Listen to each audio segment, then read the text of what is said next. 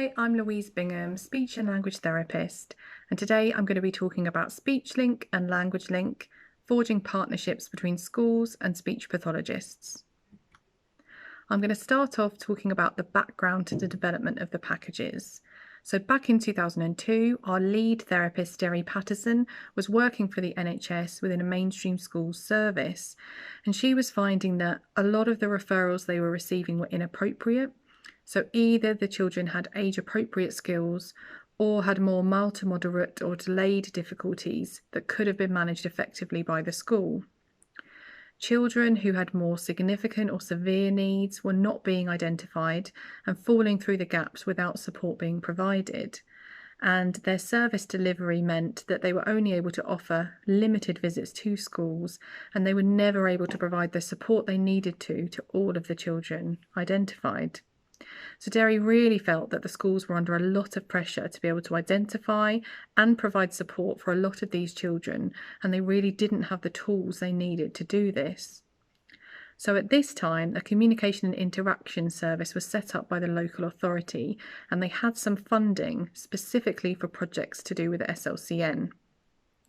At the time, the overwhelming priority for schools was in identifying and supporting children with speech sound difficulties. So this was the focus of the initial project.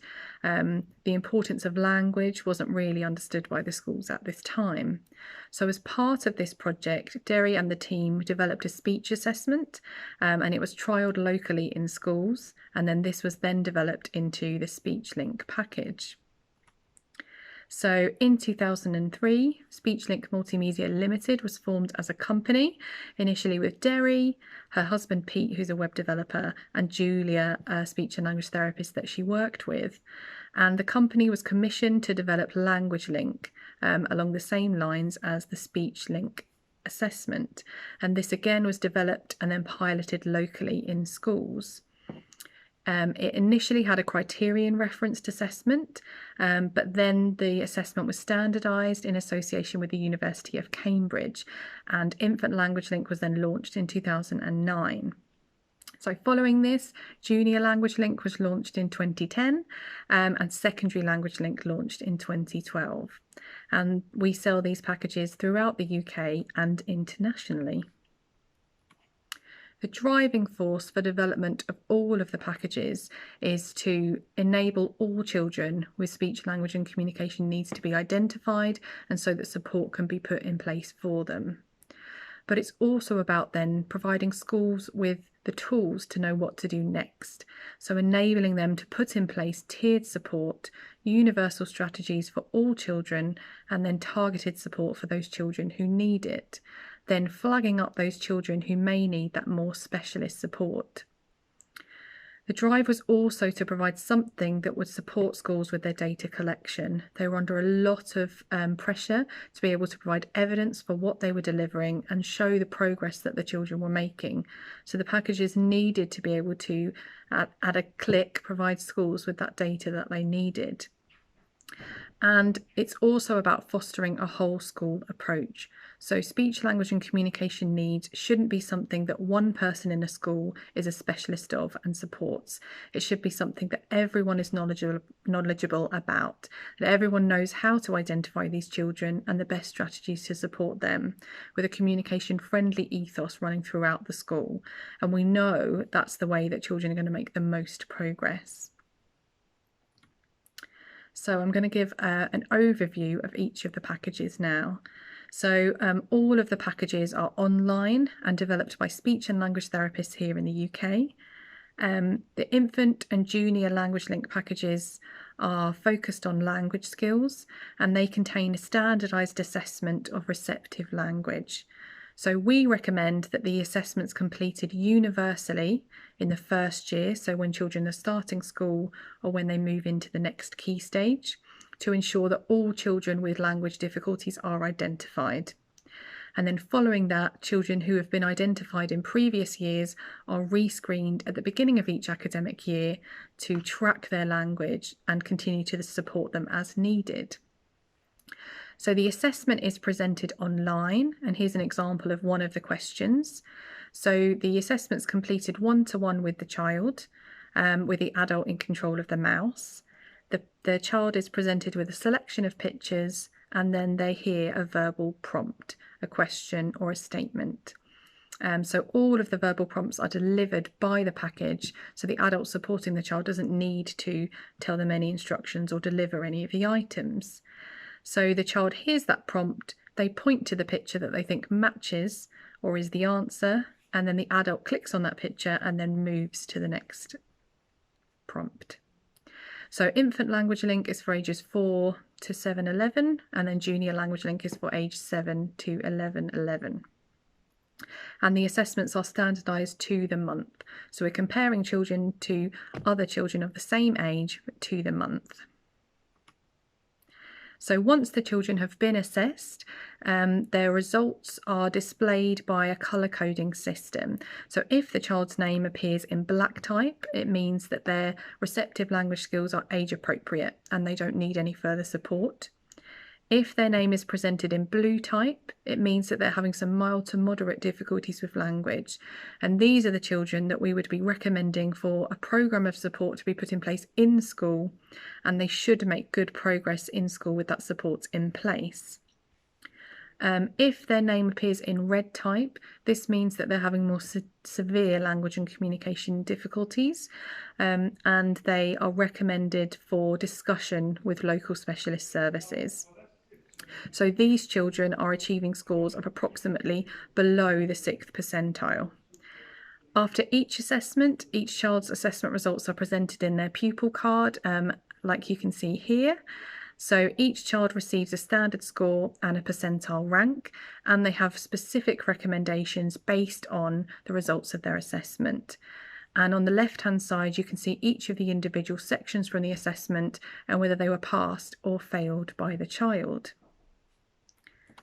The first recommendation for each child identified by the assessment is that high quality teaching strategies are put in place.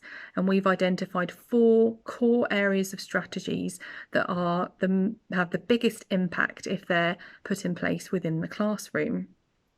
And we have banks of classroom resources that are linked to those strategies that can be quickly put in place and used in the classroom by teachers to support all of the children's development in the class. Following that, children can receive more targeted intervention within language groups. So depending on the child's areas of difficulty identified by the assessment, they can then be put into specific groups targeting their specific areas of difficulty. Each group has planned session plans with aims, target vocabulary, introductory activities, and then a recap or plenary at the end of the session. We also have tracking sheets that enable staff running the groups to monitor children's progress and then record their progress at the end of the session. And all of the resources that are needed for the group are available through the website. They're all colourful and printable to be used. Following the groups, if there are any children who have failed to make as much progress as we would expect, individual intervention can then be put in place for these, more intensively focusing on those areas of language that they're struggling with. The Speech Link package is focusing on children's speech production skills and covers ages 4 to 8. The assessment works a little differently. So the child is presented with a picture and then they're asked to name that picture. And the adult completing the assessment with them is listening out either to the first sound of the word that they've said or the final sound, and they're prompted as to which sound they need to listen out for. Once they've heard the child produce the word, the adult hovers over the list on the left, and so until they hover their mouse over that list, you can't see the selection of sounds that are available. And then the adult picks the sound that they have heard. So for this word, cat, the options are k, t, d, g, no sound, or other for that word. And when this assessment was trialled, they looked at the agreement between the ratings completed by the adult in school, usually a teaching assistant, and the ratings completed by a speech and language therapist. And there was a really high level of agreement, about 98% between those ratings. So we are confident that TAs are able to record well within this system. Once the assessment's completed, the child will either get a result that shows that they're age appropriate, that they need a programme of support in school. So maybe they're presenting with some delayed errors, but they would benefit from some support in school for, or they'll be identified as a child that needs possibly some more specialist support, so we'd recommend a discussion with a speech and language pathologist. And sometimes it's evident that a little bit more assessment is needed to unpick the child's difficulties. Within the speech link package, similarly to the language link package, there are lots of resources for universal strategies. So lots of examples of how to support and boost children's speech production skills generally within the classroom and within the school. There are interactive speech listening games that can be used in groups or used with the whole class to boost listening and discrimination skills. And then there also are targeted interventions, so specific programs of support for specific sounds, depending on the patterns of errors that were identified in the child's assessment. So each program for a speech sound runs through the same set of phases, starting with identifying the sound from in isolation and discriminating between the sounds, all the way through to using that sound in connected speech. And again, all of the resources that are needed are colourful, downloadable and printed from the website. Across all of the packages, we provide training. So there are step-by-step guides in each package that help school staff be able to work through each stage of using the packages, from how to run an assessment to how to choose your children for an intervention group and how to run your intervention groups. And we also provide free webinar training for all of our new schools. Within each package, we have lots of resources for parents. So there are lots of guides for how to have discussions with parents following an assessment, how to talk to them about the child's difficulties, and strategies to provide for parents to be able to support their children's language and speech development at home. There are also lots of homework resources that are connected to each of the intervention groups and intervention programs, so that parents can carry on doing that work with their children at home. Being able to measure and show progress is really important. So there are lots of robust measures of progress built into the package, from functional measures of how the child is working within the classroom to individual progress measures throughout an intervention group. And at the click of a button, the staff can get reporting at a pupil level, at a class level, phase or at a school level to support the strategic planning and management of SLCN strategies across the whole setting. And there are lots of other information and resources on the website, from typical language development, typical speech development, lots of general strategies for supporting, but also lots of information about EAL pupils and how to support them best within the classroom. We've recently completed a study looking at the effectiveness of Language Link. So we were looking at reception children, or our school starters, age 4-1 to 5-2. And we had a group of experimental schools who were using the Infant Language Link package, and we were comparing their progress with a group of control schools who were providing their typical SLCN support.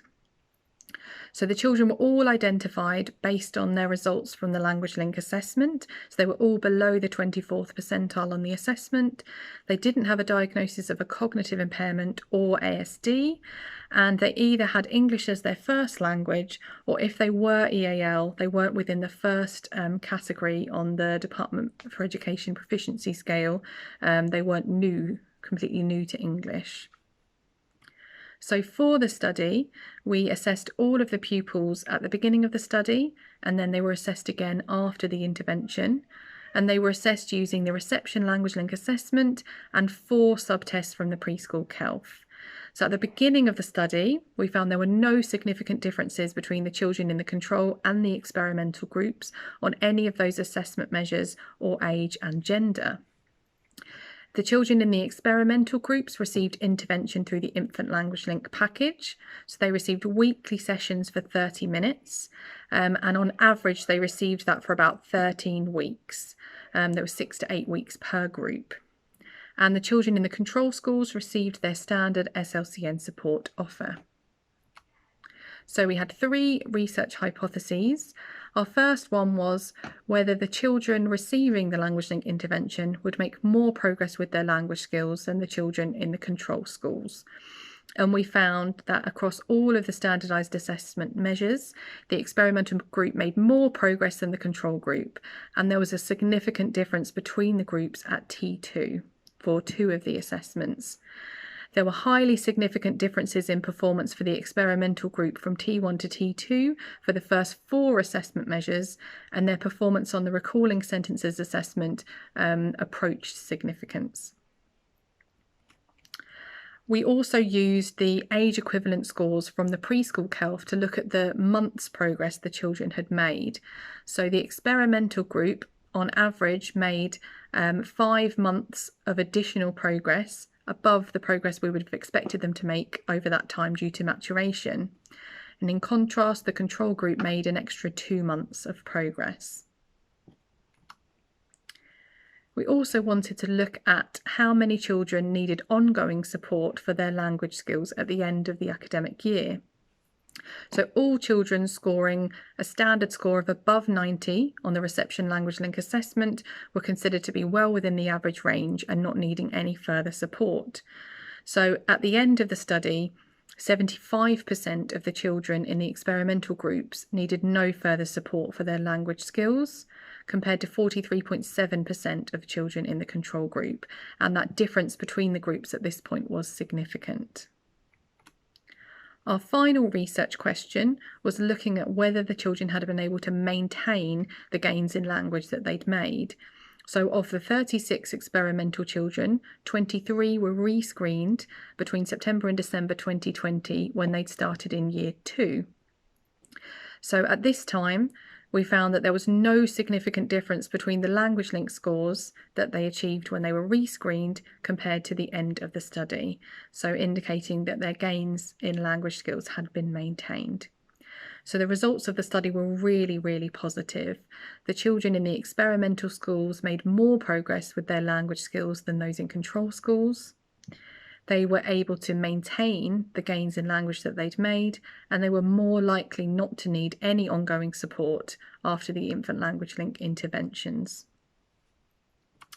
But as well as studies that are completed by our team, there are projects and trials completed by the services locally. So Derby City, Derby's an area in the Midlands in England, completed a project looking at SpeechLink in 2007. So this was a joint project between the Speech and Language Therapy Service and the local authority. And they were finding that the referrals they were receiving for speech difficulties had a really wide variation. So some of the children were age appropriate, lots had delayed but normal pattern of development, but lots of the referral forms were incomplete, and so they weren't able to make decisions based on the information they were receiving. And so at this time, 100% of the referrals they'd received needed some form of speech and language therapy input, even just to be able to unpick the difficulties that the child was having. So for the project, they purchased SpeechLink for 25 schools. And on the right there, you can see the pathway that they worked through. So 126 children were screened by those schools, and from those children, 60 were found to have a delayed pattern of speech development, so were recommended a programme in school. 33 were recommended for further discussion with a speech and language therapist, but also had a programme to complete in the meantime. And 33 were found to be age appropriate. So the project asked the schools to complete the SpeechLink programmes that were identified for those children. And after that point, 76 of those children made progress with that programme alone and then didn't need any further support. and 17 needed to be referred to speech and language therapy. They were assessed by a speech therapist, and only 12 of those needed ongoing speech and language therapy. So the outcomes from this project were that the majority of the children with the delayed speech difficulties were actually managed by the schools, and the referral rate to the service significantly reduced. So only 9% of the children that were screened needed ongoing speech and language therapy support, compared to 100% of those referrals before needing some input from the speech and language therapy service. The quality of the referrals was also better. The schools were able to use the information they had from the SpeechLink package, looking at the progress the children had made throughout the programmes, to be able to provide that information in their referrals. The speech and language therapists had the time to treat those children with the more complex speech disorders, and the waiting times for initial assessments significantly reduced. And really importantly, no child in those 25 schools had an unidentified speech difficulty. And today, the majority of schools in Derby continue to subscribe to our packages. A project that was completed focusing on infant language link was the Worcestershire Early Intervention Project. So they looked at the local authority there funded a pilot project for 17 schools to use infant language link for a year. At the start of the project, they were finding that a huge number of the referrals, so 63% of the school referrals, were made in year 2 and above. So the aim of the project was to try and ensure that children were being referred and being identified earlier within the early years. They asked the schools to complete a universal screen of all of their reception or school starter pupils in the autumn term. And at that point, 21 children were identified as red or within that severe range, but only 57% of those children were known to the speech and language therapy service. They ran interventions during the spring and summer terms, and then they re-screened the children at the end of the academic year. So at the end of the year, the outcomes were that 100% of the red children were known to the speech and language therapy team, compared to the 57% that were known before. 78.4% of the children who were identified had age-appropriate language at the end of the year, so they needed no further support for their language skills following the Infant Language Link programme. Teacher confidence increased in being able to identify children with language difficulties. And one of the findings that really pleased the pilot was that the classes not only took on the targeted intervention, but 72% of classes delivered whole class interventions as well. And at the end of the project, 94% of schools continued to use the package funded from their own school budget. There have also been some trials and pilots completed much more locally to you. So there was a speech and language link index trial, the Department of Education and Children's Services in South Australia. They were finding that the demand for speech pathology services well exceeded their capacity, and that children with more mild to moderate difficulties were not meeting their criteria for support, but then weren't really receiving any support within school. They conducted an initial trial, and then following that, funding was secured to expand to 15 schools to run speech and language link. And then similarly in Taranaki in New Zealand, they trialled speech link and language link in 7 schools and 2 early years facilities, and quite a number of children were assessed using the packages in that trial. The outcomes from those trials are quite similar, so I've combined them together. They did find that there was no immediate change in the number of referrals they were receiving, and this takes more time to be established, but there was much better communication with schools and also better ability to negotiate. So there were cases that were on their caseload that then they were able to close or discharge through discussion with the schools, and due to the resources and the programs that the schools had in place, those tools that they had to continue supporting the children that needed that further support. They reported increased confidence of staff in identifying and supporting children with speech and language difficulties. And the New Zealand study found a 45% decrease in the number of children needing a speech programme at the end of the year. and that the language skills of children following a language programme had improved by around 20%. And the feedback from the school staff was really positive in that the packages were easy to use and very child friendly, and the recommendations they were getting were really useful and easy to put in place. So that driving force for development remains the same within the company. It's the same as the driving force that Derry had in 2002. And the way that the packages are used in our studies and in the pilots and trials is exactly the same way that schools use the packages across the UK and internationally. So these are the results that can be expected. Looking at the benefits of speech and language link for speech pathologists, the packages are evidence-based and they're developed by speech and language therapists, and we know that they work. Thousands of schools continue to subscribe each year, with many having used the packages for 10 to 15 years. They work to ensure that all children with speech and language difficulties are identified through the use of universal screening so that all children can receive the support that they need. They have enabled speech and language therapists within this country to put explicit and clear pathways for referral into place. So lots of services will ask schools to have completed a screening with a child and to then have put in place intervention for a term, 2 terms, to show the progress or show what that child has been able to achieve in that period of time before they are then able to make a referral. It means that there's a really clear and consistent use of language around speech and language difficulties because everyone is looking at the same points of reference. Lots of services have found reduced referral rates over time, and really importantly, the referrals that they are receiving are much more appropriate. Schools have the tools to be able to manage those children with more mild to moderate difficulties, and then the speech and language therapy teams have that time to be able to see the children with the more complex needs that they need to see. The packages develop the knowledge and skills of education staff so that they are better able to identify children that need support and put strategies in place universally and within targeted interventions. And that means that those children with those mild to moderate difficulties can be effectively managed by schools. Thank you so much for listening to my talk today, and we'll be happy to answer any questions that you have. Thank you.